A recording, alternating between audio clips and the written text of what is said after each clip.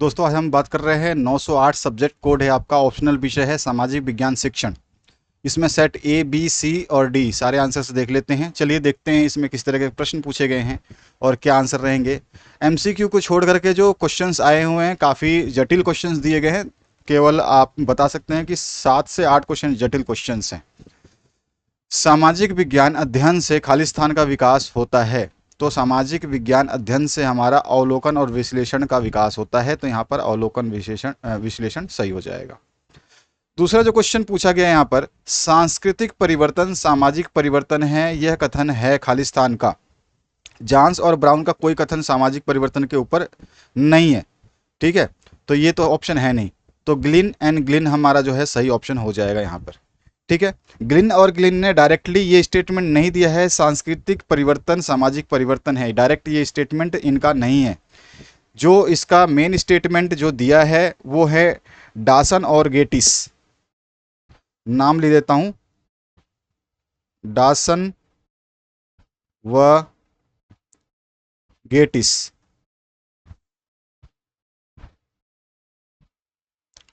ठीक है। डासन और गेटिस ने जो है सांस्कृतिक परिवर्तन सामाजिक परिवर्तन है, बिल्कुल स्ट्रेट यही लाइन लिखी है अपने स्टेटमेंट में। ग्लिन एंड ग्लिन ने ये लाइन नहीं लिखी है।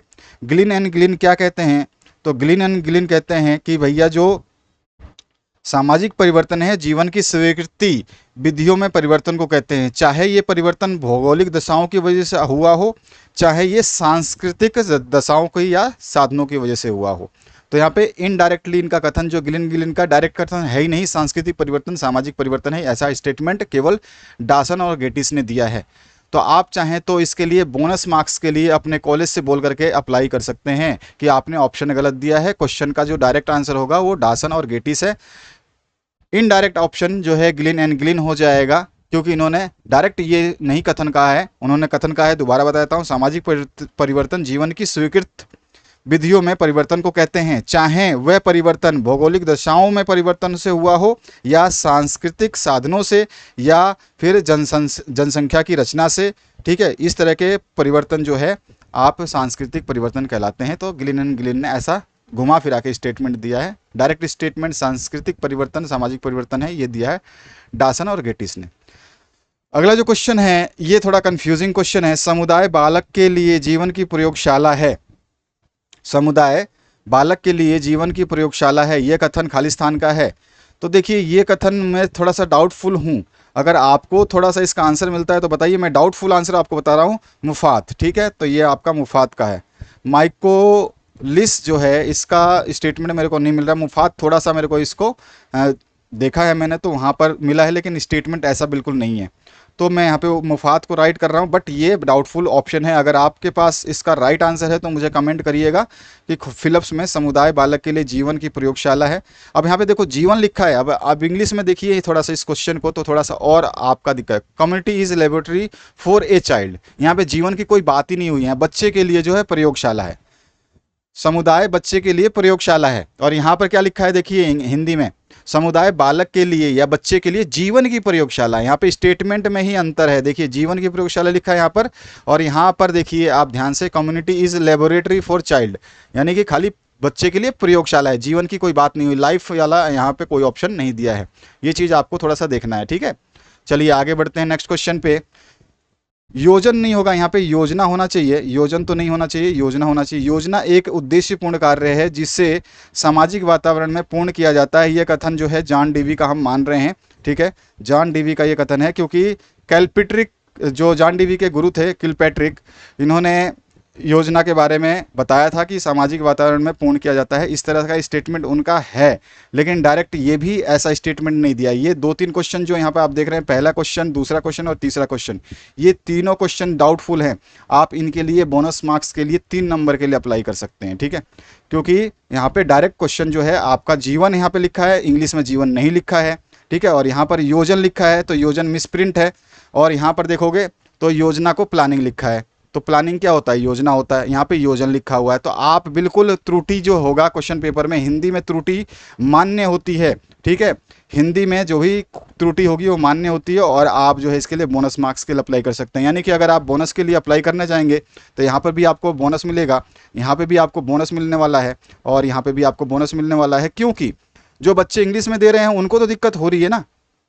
तो दोनों ही बच्चे जो इंग्लिश मीडियम के, हिंदी मीडियम के, अगर आप बोनस के लिए अप्लाई करते हो तो तीनों क्वेश्चन में आपको मार्क्स मिल सकते हैं। आपके कॉलेज को ही ये अप्लाई करना पड़ेगा। आप कॉलेज से रिक्वेस्ट करोगे कि सर ये 3 क्वेश्चन में डाउट है और ये 3 क्वेश्चन के आंसर सटीक नहीं दिए गए हैं, यहाँ पर जो ऑप्शंस दिए गए हैं वो सटीक ऑप्शंस नहीं है, तो कृपया करके, और एक क्वेश्चन में तो मिस्टेक है, तो कृपया करके आप ज़रूर जो है 3 क्वेश्चन के लिए, फिलिप्स के लिए बोनस की डिमांड कर सकते हैं। ठीक है, आगे बढ़ते हैं नेक्स्ट क्वेश्चन पे।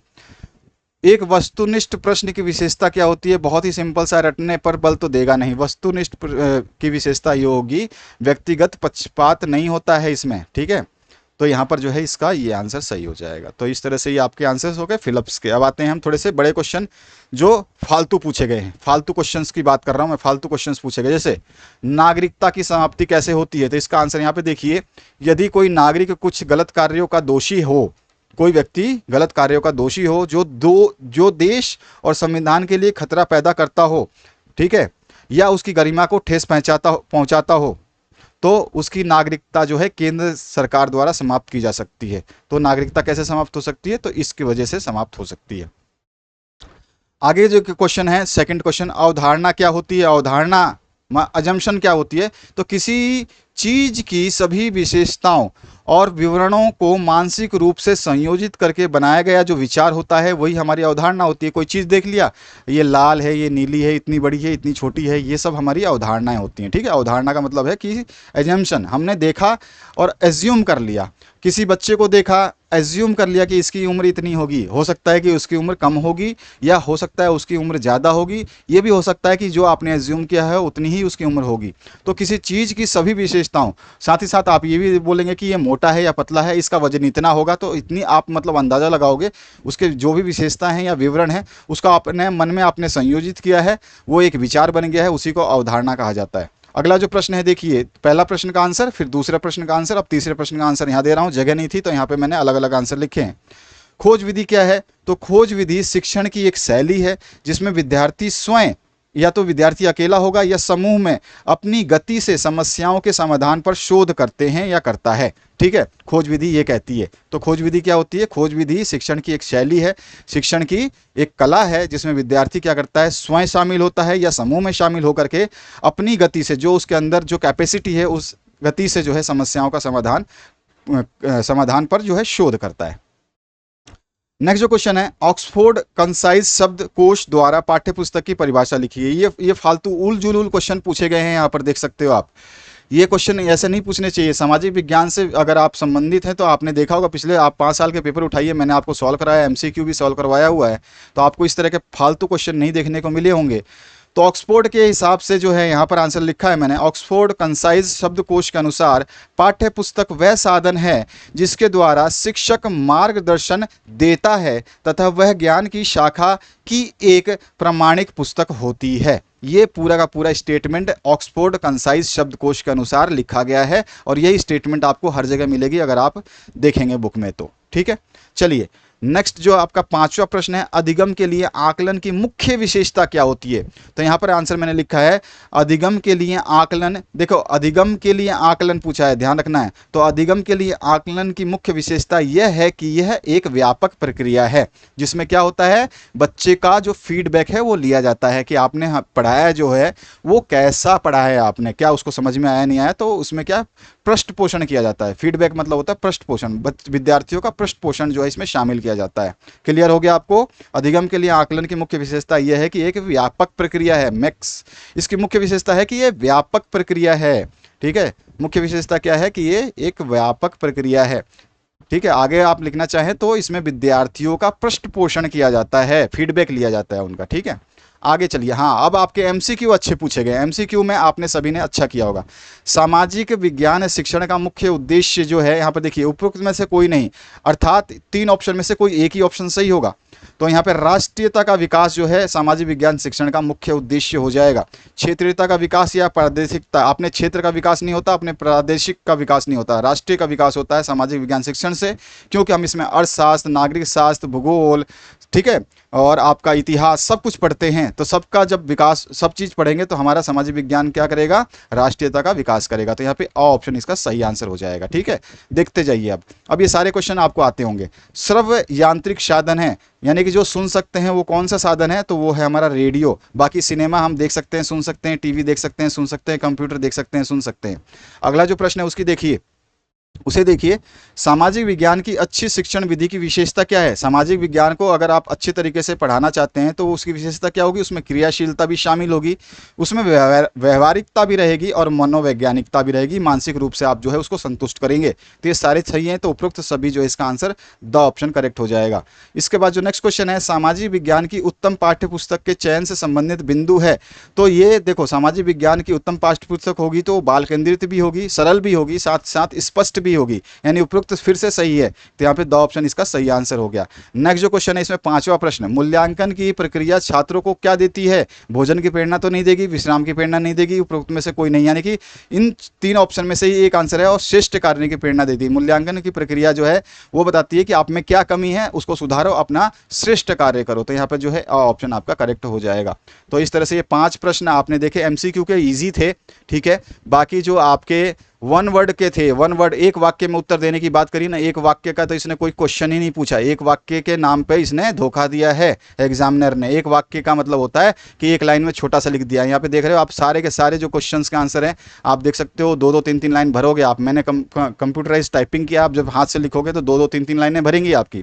ठीक है, ये सारे देखो, ये ऑक्सफोर्ड के हिसाब से इसने पूछ लिया कि पाठ्य पुस्तक की परिभाषा, इतनी बड़ी परिभाषा है इसकी। ठीक है, अधिगम के लिए जो है आकलन हम ये बता सकते हैं एक वाक्य में लिख सकते हैं, व्यापक प्रक्रिया है।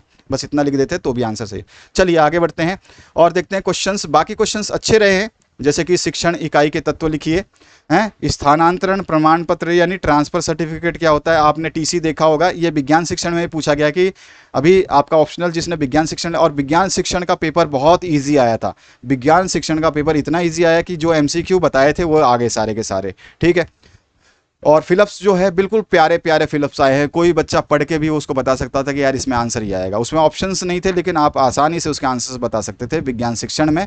और गणित शिक्षण का पेपर भी बहुत ही सरल आया था, जैसे क्वेश्चंस मैंने कराए थे उस तरह के क्वेश्चंस उसमें आए हुए हैं। बताया था कि पैटर्न क्या होता है, पैटर्न कैसे निकालते हैं। तो आपने जो विषय लिया होगा उसके हिसाब से आपको देना था। ऑप्शनल सारे विषय हैं ये। स्थानांतरण के बाद में इतिहास जानने के 2 स्रोतों के नाम लिखिए, मैंने ये करवाया हुआ क्वेश्चन है। मैग्नेथीज और फरहान कौन थे, आपको अच्छी तरह से पता है मैग्नेथीज और फरहान कौन थे।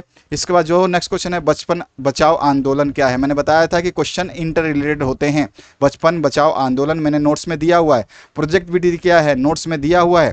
ठीक है, जरूरी नहीं है कि इसी नोट्स में दिया हो, हर नोट्स को मैंने कहा था कि अगर आप ढंग से पढ़ते हो हर सब्जेक्ट को तो आपको विश्वास हो जाएगा कि हाँ आपने सब कुछ पढ़ लिया अपने किताब से।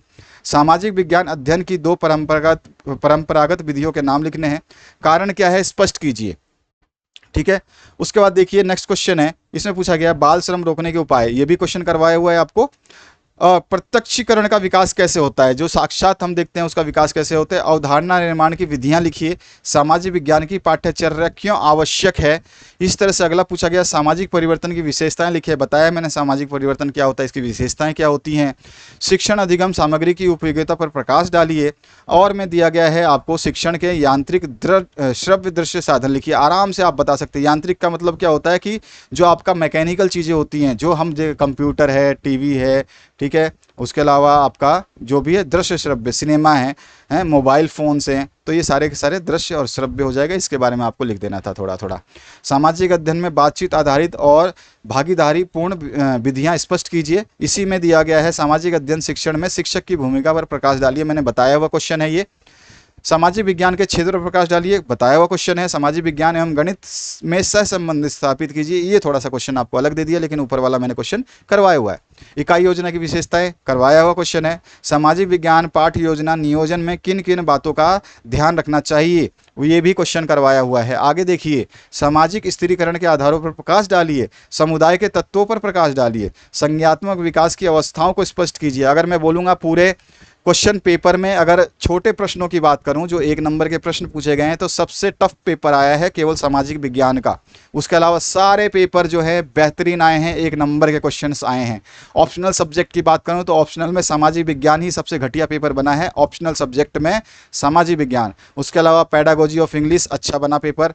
उसके अलावा आपका विज्ञान शिक्षण वो भी अच्छा बना, गणित शिक्षण वो भी अच्छा बना। सामाजिक विज्ञान शिक्षण को थोड़ा सा इन्होंने कॉम्प्रोमाइज़ नहीं किया, सरलता का मीडियम इनको रखना चाहिए था। और साथ ही साथ जो क्वेश्चंस दिए हैं इन्होंने, अगर अच्छे क्वेश्चंस पूछते तो वो भी अच्छा लगता। समाज की आवश्यकताओं और महत्व पर प्रकाश डालिए, ठीक है, या स्पष्ट कीजिए।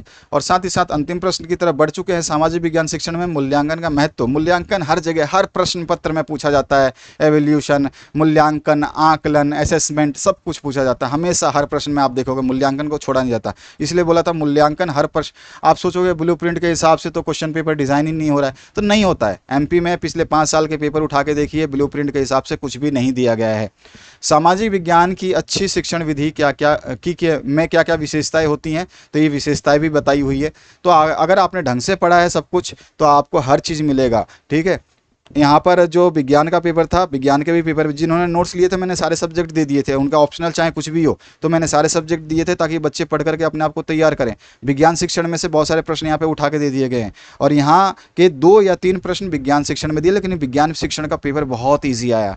साथ ही साथ गणित शिक्षण का पेपर बहुत मस्त आया है, ईजी आया कह सकते हैं। पेडागोजी ऑफ इंग्लिश का पेपर भी आपका अच्छा आया हुआ है। तो मैं समझता हूँ कि आपने जितना भी किया होगा अच्छा किया होगा। बड़े प्रश्नों को अगर आपने कर दिए होंगे तो 28 नंबर आपको लाने थे। अगर आपने 28 नंबर गेन कर लिए हैं तो आप इस प्रश्न पत्र में पास हो चुके हैं। अन्यथा ये प्रश्न पत्र आपको शायद दोबारा रिपीट करना पड़ेगा।